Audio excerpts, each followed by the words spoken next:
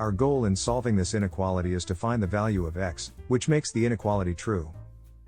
First, let's rewrite the inequality so that the left side is only x. To do this, let's eliminate minus 10 in front of x. So, we are going to divide both sides of the inequality by minus 10. Here, it is important to treat both sides equally. So, when we divide one side of the inequality by a number, we must divide the other side by the same number.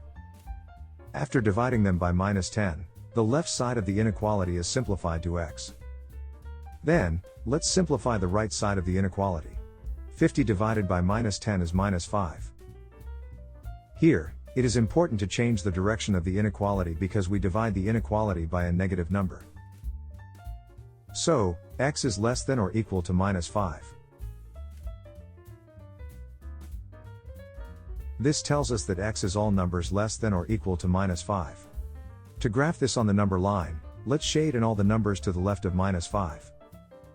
Then, let's put a bracket at minus 5 to show that the solution includes minus 5. Also, this can be written in interval notation. Here, we use the symbol negative infinity, since there is no lower end to the solution.